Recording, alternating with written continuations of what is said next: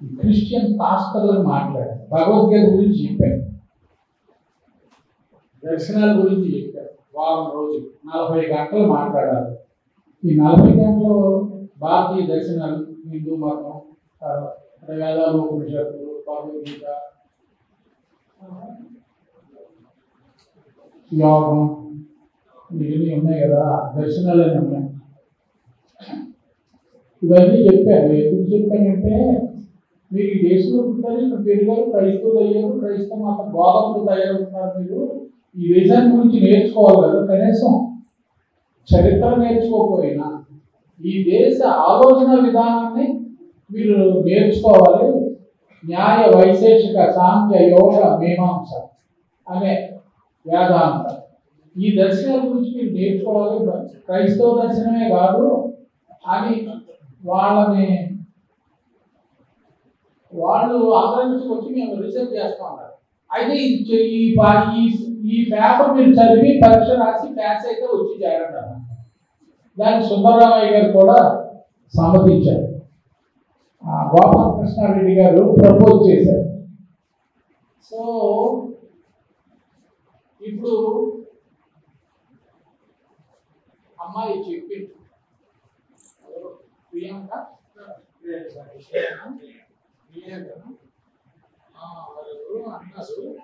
మీరు పలానా విషయాలు చెప్పాలి మీరు అన్నారు.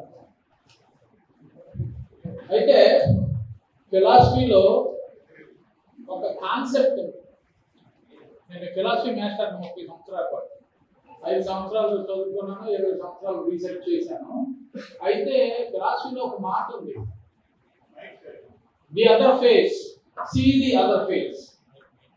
అంటే నీ గురించి నువ్వే చెప్పుకుంటున్నావు, నీ గురించి నువ్వే తెలుసుకుంటున్నావు, లేదా నువ్వు ఒక సిద్ధాంతాన్ని తెలుసుకున్నావు, కానీ ఈ సిద్ధాంతానికి భిన్నమైన మరో అభిప్రాయం ఉంది. అంటే నీ దృక్పథం, నీ పార్శ్వం నీకు తెలుసు, కానీ మరో పార్శ్వం ఉందా లేదా, అది ఎలా ఉంది? రాత్ర ఒక వీడియో ఏదో ఈ మధ్య టిక్టాక్ లో ఏం చేస్తారు కదా, అందులో ఒక అబ్బాయి ఎప్పుడు ఏదో మంచి మంచి విషయాలు చెప్తాడు. రాత్రి ఏం చెప్పాడంటే ఇటుకులు బట్టీలో పనిచేస్తున్నాడు కుర్రాడు. వాడు 10 ఏళ్ళ వయసు, 8 ఏళ్ల వయసు కుర్రాడు. వాడిని బొమ్మ చూపించి, వాడిని మొయ్యడం చూపించి, మళ్ళీ కింద ఏం చెప్పాడంటే ఒక అబ్బాయి ఏసీ రూమ్ లో అదే వయసు కుర్రాడు కూర్చొని చదువుకుంటున్నాడు. వాడికి ఒక టార్గెట్ ఉంది, వాళ్ళ పేరెంట్స్ పెట్టారు. సో అక్కడ పుట్టినవాడు ఆ పని చేస్తున్నాడు అదే వయసు, ఇటు రూమ్ వస్తున్నాడు. వీడు ఏసీ రూమ్ లో కూర్చుని ల్యాప్టాప్ ఇవన్నీ చూస్తాడు. అంటే వీళ్ళిద్దరి జీవితాలు ఎలా ఉంటాయి అంటే నువ్వు రెస్పాన్సిబుల్ గా ఉన్నావా? అంటే ఒక కుర్రాడు ఏసీ రూమ్ లో కూర్చుని ఈ ల్యాప్టాప్ లో 2వ తరగతి 3వ తరగతిలోనో లేదా 5వ తరగతిలో చేస్తుంటే అదే వయసు గల కుర్రాడు ఇట్లు వస్తున్నాడు. అటు చదువుకోవడానికి అవకాశం లేదు. అందుచేత నీకు ఇచ్చిన పాత్రను నువ్వు సరిగా చేస్తున్నావా లేదా? ఓకే మిత్రులారా, 70 దాటింది కాబట్టి ఓకే మిత్రులారా, 70 దాటింది కాబట్టి కన్సిస్టెంట్ గా లెక్చర్ ఉండదు, గుర్తుపెట్టుకోవాలి. మీరు 60 ఏళ్ల కుర్రాడు లెక్చరర్ ఇచ్చినట్టు 70 ఏళ్ల మాస్టర్ లెక్చర్ ఇవ్వలేదు. అది మనం గ్రహించాలి.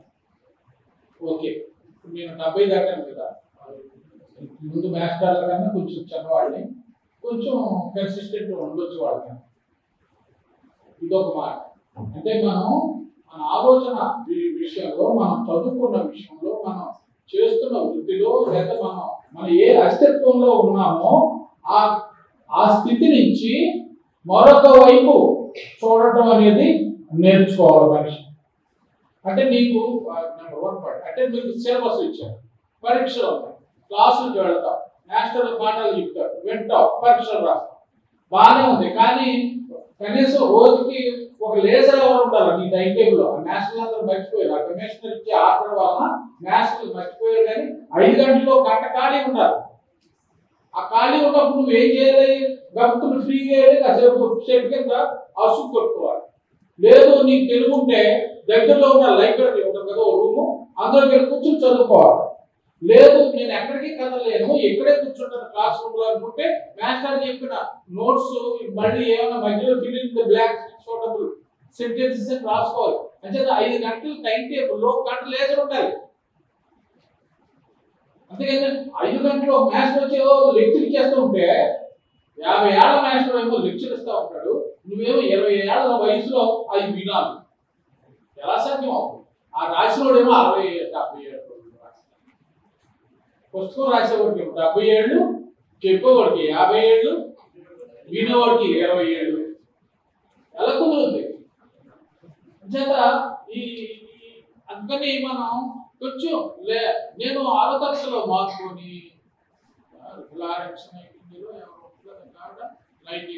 రైట్ సోదరులు ఇటువంటి పుస్తకాలన్నీ మా లైబ్రరీలో ఇచ్చి చదివాను. అల్లూరు సీతారామరాజు అప్పుడు చదివాను 6వ తరగతిలో. పడాల రామారావు అని ఆయన అల్లూరు సీతారామరాజు కథ చాలా బాగుంది అనుకున్నాను. అందుచేత మనం నెంబర్ 1 పాయింట్ ఈ రోజు మీకు చెప్పేది ఏంటంటే, మీరు మీ స్థితి అస్తిత్వంలో ఉండగా, అనుభవిస్తుండగా, అంటే మీ వృత్తి చేస్తూ ఉండగా, మరొక వైపు ది అదర్ సైడ్ అనేది నీ జీవితం, నీ వీధి. ఒక వీధిలో లిఫ్ట్ పెట్టారు హైదరాబాద్, గమనించారా? ఎక్కడ మీరు ఎవరు చూసారా? జూబ్లీ హిల్స్ లో రోడ్డు దాటడానికి లిఫ్ట్ పెట్టారు. ఇలాగా ఎక్కితే ఏమంటారు, ఎలివేటర్ తీసుకెళ్ళి మళ్ళీ ఎస్కలేటర్ పెట్టారు అనమాట రోడ్డు దాటడానికి. ఇక్కడ కచ్చరపాలెం దగ్గర ఎంతో మంది హైవేలో దాటడానికి 20 మంది ఇప్పుడు నిలబడి ఉంటారు. ఎలివేటర్ ఎస్కలేటర్ అంటే సో మనం ఎప్పుడు కూడా మనం ఒక వ్యవస్థలో, ఒక స్థితిలో, ఒక జీవన విధానంలో ఉండగా, ఒక పొలంలో ఉండగా, ఒక దేశంలో ఉండగా, ఒక సమాజంలో ఉండగా మనం నేర్చుకోవాల్సింది ఏంటంటే ఇతర సమాజం ఎలా ఉంది, ఇతర దేశం ఎలా ఉంది, ఇతర కులం ఎలా ఉంది. మాకు శాంక్షన్ అయింది, సమితి ప్రెసిడెంట్ గారు మా రోడ్లు వేస్తాడు, తర్వాత కంకర రోడ్లు అప్పుడు వేసేవాడు. అంటే వాడు ఆ రోడ్లకి అంత డబ్బు ఆయన 10 రోడ్లకి ఇవ్వడు, 2 రోడ్లకి ఇస్తాడు. ఆ 2 రోడ్లుకి మోతుబరి కుటుంబాలు ఉన్న రోడ్లు వేస్తారు. చాలా బెటర్ రోడ్డు అంటే ఇదన్నమాట కథ. అంచేత మన ఆలోచన ఇప్పుడు కూడా సీయింగ్ ద అదర్ ఫేస్, అసలు అక్కడేం జరుగుతుంది ఇది గుర్తించాలి.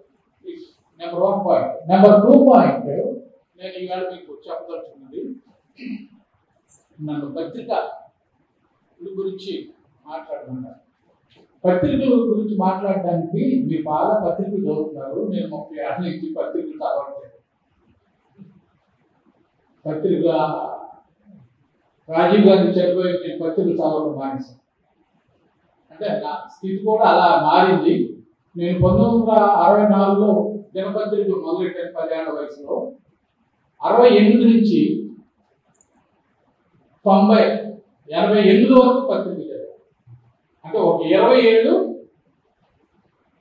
డైలీ 4 పత్రికలు చదివాడు.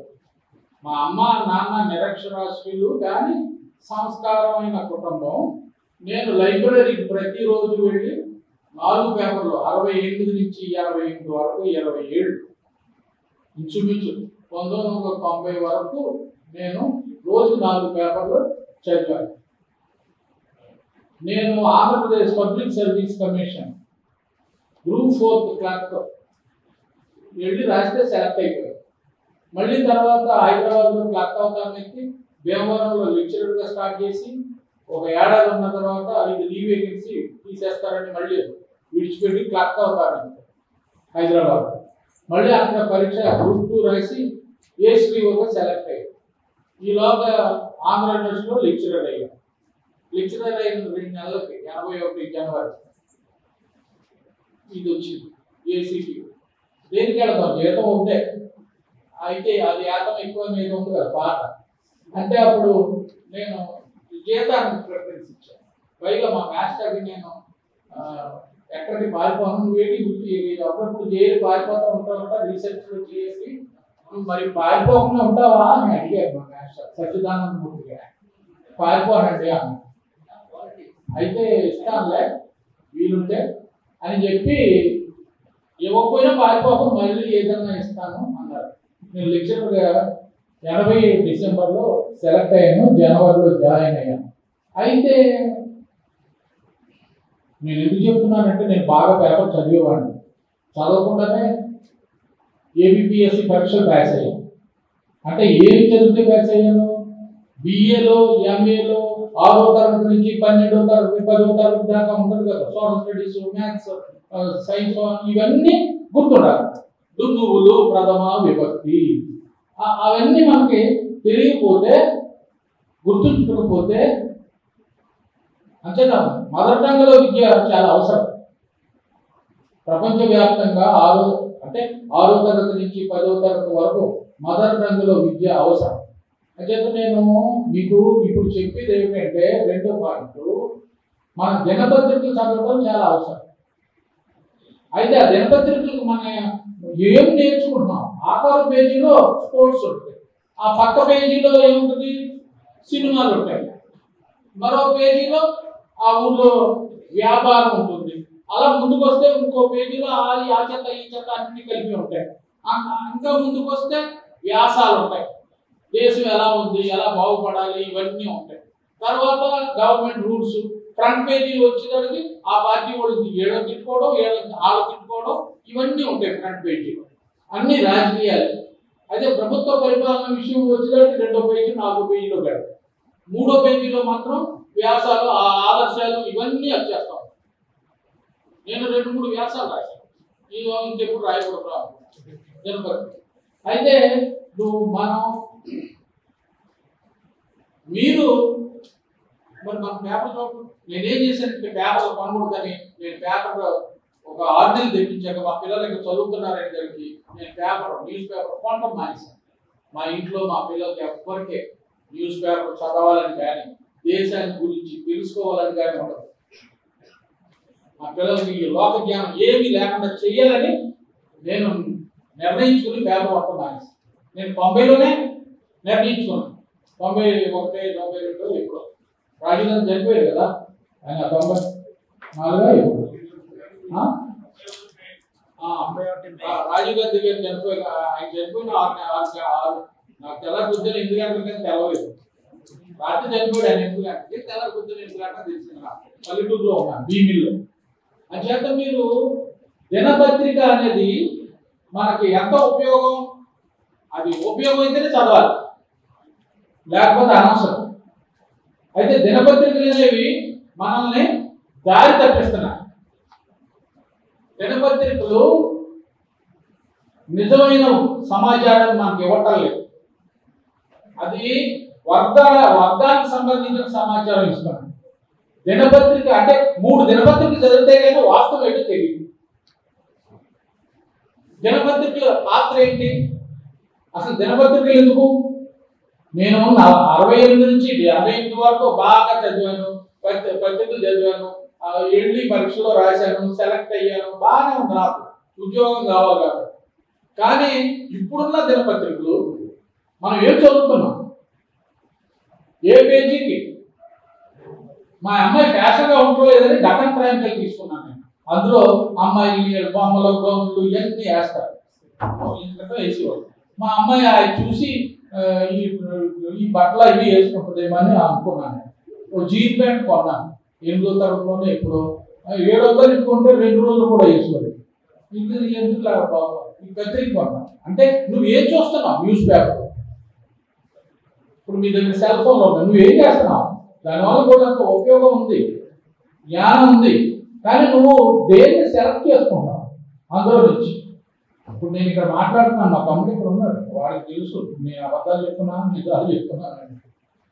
చేత ఇంతకీ ఏమిటంటే, నువ్వు పత్రికను చదివేటప్పుడు అందులో గవర్నమెంట్ ఏం చేసింది, what are the latest decisions taken by Lok Sabha, మంత్రివర్గం ఏమి నిర్ణయం చేసింది. అంతేగా ఆయన ఇల్లు తిట్టుకున్నాడు, ఆయన తిట్టుకున్నాడు, ఈ తిట్లు ఎందుకు మనకి?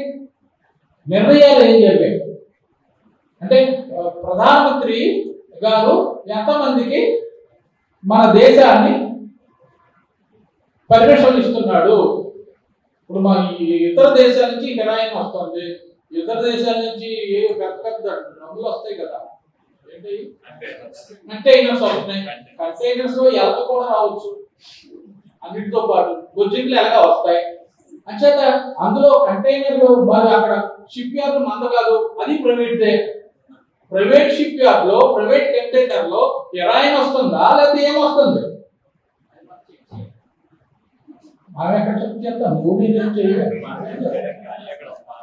పేపర్ చదవడం నాకు ఏం ఉపయోగం లేదు, అందుకని 30 ఏళ్ళ నుంచి నేను పేపర్ చదవట్లేదు. ఎందుకు ఆ పేపర్ చదివి నేను ఫిలాసఫీ క్లాస్ అంటే గాంధీ గారి గురించి చెప్పాలి, సోక్రటీస్ చెప్పాలి, జాన్ లాక్ ఏం చెప్పాడో చెప్పాలి, లేదా స్పినోజా గాడ్ అంటే ఏంటి, శంకర్ ఏం చెప్పాడు, ఏమిటది ఇప్పుడు అందరూ మాట్లాడుతున్నారు కాన్సెప్ట్. ఏ కాన్సెప్ట్ అంటే ఆర్టిఫిషియల్ ఈగో, ఆర్టిఫిషియల్ ఇంటెలిజెన్స్ తెచ్చింది. అది ఆ లెక్చర్ ఇద్దాం అనుకున్నాం కానీ నేను మారిపోయాను. సో అయితే సనాతన ధర్మం మీరందరూ చాలా పొరపాటున అర్థం చేసుకుని ఆ పవన్ కళ్యాణ్ చెప్తున్నారు. చాలా తప్పు. పవన్ కళ్యాణ్ ఏమన్నాడు, నేను సనాతన ధర్మాన్ని ఫాలో అవుతున్నాను. సనాతన ధర్మం అంటే మీరు ఏమనుకున్నాడు, రాముడు సనాతన ధర్మం, రాముడు మన జీవితానికి ఆదర్శం. రాముడు ఈ దేశానికి ఆదర్శం. సనాతన ధర్మాన్ని అంటే ఈ మన జాతి విలువలకు ఆదర్శం రాముడు. కానీ ఈయన సనాతన ధర్మం అని ఇదేంటి, ఆ బ్యాక్గ్రౌండ్ అంతా వేరేగా ఉంది. అంటే ఆయన దశరథ మహారాజు, అంటే అది సనాతన ధర్మంలో ఒక పార్ట్. దశరథ మహారాజు జీవితం కూడా సనాతన ధర్మమే కదా. రాముడికి తండ్రి కదండి దశరథ మహారాజు. ఆయనకి ఎంతమంది భార్యలు, కైకేయి, కౌశల్య. అంటే నేను సనాతన ధర్మాన్ని పాటిస్తున్నాను అంటే అర్థం ఏంటి, నేను దశరథుడిని అని చెప్పేది ఏమిటంటే, ఈ దేశానికి పసుపు రంగున్న తెల్లవాళ్ళు వచ్చారు, తెల్లవాళ్ళు వచ్చారు, నల్లవాళ్ళు వచ్చారు, వీళ్ళందరి వలన మనం ఏర్పడ్డాం. అంచేత మా మేనత్త ఏమో అందంగా ఉంటది, మా మేమేమో నల్లగా ఉంటాడు, మా అమ్మేమో ఈ రంగు ఈ రంగు, మా నాన్నేమో ఈ రంగు. అంచేత మా ఎవరంటే ఏం చెప్పలేదు మనం, అది అంచేత వీళ్ళందరూ ఇదంతా కళలు ప్రిజుడీస్ అనమాట. ఆవులు గౌరవిస్తాము, గేదెలేమో పొలం బాగుంటాయి కానీ గేదెని గౌరవిస్తాం. అదేమో ఎముడికి, ఇదేమో అంటే కలర్ ఫీలింగ్. అంచేత మనం నేర్చుకోవాల్సింది ఏంటంటే, ఇప్పుడు మన గ్రామం ఎలా ఉంది, మన ఆలోచన ఎలా ఉంది, చాకలి వీధి ఎలా ఉంది, మన వీధి ఎలా ఉంది, మన ఇతర ప్రజలు ఎలా ఉన్నారు. అంచేత ఈ దేశంలో మాస్టర్ చెప్పారు కదా, for the people, of the people, by the people, democracy. Democracy ఎవరు చెప్పారు, అబ్రహాం లింకన్ చెప్పారు. పీపుల్ అంటే ఎవరు, పీపుల్ అంటే చాకలి, రెడ్డి, కమ్మ అందరూ. అంచేత వాళ్ళ కోసం ఉండాలి ఈ ప్రభుత్వం. డెమోక్రసీ మీన్స్ అది ఎవరు, కమ్యూనిటీస్, క్యాస్ట్, ఇవన్నీ. రాజ్యాంగంలో ఏముంది, ఎవరికన్నా సరైన ప్రాతినిధ్యం లేకపోతే పార్లమెంట్లో, అసెంబ్లీలో, ఇంకెక్కడైనా ప్రాతినిధ్యం, ఉద్యోగాల్లో, మిలిటరీలో, ఎందులో అయినా సరే. ఇక్కడ మీటింగ్ పెట్టినప్పుడు మధ్యాహ్నం భోజనం ఉందన్నారు కదా, ఉంది, ఓకే. ఇప్పుడు అందరికీ భోజనాలు పెట్టండి అని అక్కడ భోజనం పెట్టామని చెప్పాడు. మళ్ళీ ఆడ వచ్చి ఆడపిల్లలకు భోజనం పెట్టమంటారా, ఆ ముసలికి కూడా భోజనం తినలేదేమో, టిఫిన్ పెట్టమంటారా, అలాగే మరి టిఫిన్ లేదు ఇట్లా. ఇవన్నీ నువ్వు అడిగితే ఎలాగా, భోజనం పెట్టమని ఇక్కడ ఉన్న వాళ్ళందరూ వచ్చిన వాళ్ళకి భోజనం పెట్టాలన్నాడు అంతే. ఇన్వర్టెడ్ కామర్స్, అక్కడ ఎవరుంటే అందరికీ భోజనం పెట్టాలి. అర్థమైందా? పీపుల్ అంటే అర్థం ఏంటి, పీపుల్ అంటే గ్రూప్స్. నువ్వు ఇప్పుడు తెల్లవాళ్ళని నల్లగా చేయలేవు, నల్లవాళ్ళని తెల్లగా చేయలేవు. 1776లో అమెరికా స్వాతంత్రం వచ్చింది. తర్వాత అక్కడ ఆనాటికే 1770 చాలా సంవత్సరాలు కదండి, 200 సంవత్సరాల క్రితం, 200 సంవత్సరాల క్రితం అక్కడ నల్లవాళ్ళు ఉన్నారు, తెల్లవాళ్ళు ఉన్నారు. ఆ నల్లవాళ్ళందరూ తెల్లవాళ్ళు అయ్యారా, తెల్లవాళ్ళందరూ నల్లవాళ్ళు అయ్యారా?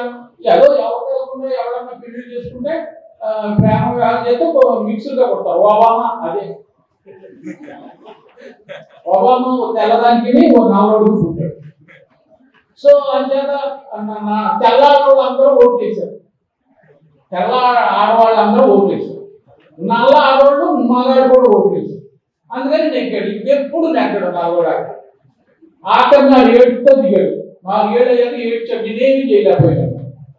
అంచేత మీ అందరికీ నేను చెప్పేది ఏంటంటే మన దేశానికి ఆర్యులు వచ్చారు, మంగోలైట్లు వచ్చారు, ఆఫ్రికా వాసులు కూడా వచ్చారు. అది ఎవరు రాలేదు, ఆఫ్రికా నుంచి ఎవరు రాలేదు కదా. ఆ తెల్లవాడు మ్యాక్సిమంలో ఏదో రాసేసాడు, ఆర్యులు వచ్చారని మనం నమ్మేశాం, ఇది అయిపోయింది. అందుకని ఈ దేశంలో ప్రజలంటే అర్థం అన్ని కులాలు, అన్ని రంగులు, వీళ్ళందరూ మిక్స్ అయిపోయారు. ఒకే క్యాస్ట్ లో అన్ని రంగులు ఉన్నాయి, ఆంథ్రోపాలజీ వాళ్ళు చెప్తారు. అందుకని మనం వీళ్ళందరూ ప్రజల గురించి పత్రిక ఆలోచించేటప్పుడు మరోలా ఫీల్. అంటే నా ఫీలింగ్ నా వయసును బట్టి మారుతుంది. అంటే ఇప్పుడు నేను ఈ రకరకాల మనుషులను చూసినప్పుడు డెన్మార్క్ లో, స్వీడన్ లో, స్కాట్లాండ్ లో, అదేదో ఐస్లాండ్ అని ఒక ఊరు, ఐస్లాండ్ దేశం, వీళ్ళందరినీ చూసినప్పుడు మనం వాళ్ళకన్నా డిఫరెంట్ గా ఉన్నాం. వాళ్ళు వేరు, మనం వేరు. అంచేత ఇంగ్లాండ్ లో పుట్టి ఐర్లాండ్ లో తిరిగి స్వీడన్, స్విట్జర్లాండ్ ఇవన్నీ తిరుగుడు వచ్చి ఇండియాలో కాపురం ఉంటాడు. ఆ వేడి తట్టుకోలేడు కదా, వేడి తట్టుకోలేడు. ఈ మనుషులు చూడలేదు, మనుషులు చూడలేడు. మన ముఖం చూసి మళ్ళీ ఒక ఓటు తర్వాత నేను వచ్చాను కదంటే ఎప్పుడు వచ్చావు అంటాడు. అని నిన్న వచ్చినప్పుడు తెల్లవారులో 10 మంది ఉన్నారు ఆడపిల్లలు మగపిల్లలు, అది మనం చూసినప్పుడు మనకు గుర్తుపట్టదు. నిన్న వచ్చినప్పుడే ఈ వేళ వచ్చాడు. అంచేత ఈ దేశంలో రకరకాల ఈ గుర్తుపట్టలేదు. అంచేత నేను మీకు చెప్పేది ఏంటంటే ఇక్కడ ఈ పాయింట్ మనం ఇంగ్లీష్ వాడికి మనమే ఇచ్చేస్తున్నాం. ఇంగ్లీష్ వాడు ముందు ఇంకెవడో ఇంకొకటి వచ్చాడు, డెన్మార్క్, ఆడి ఆయన 207 ఉన్నాడట బందర్లో.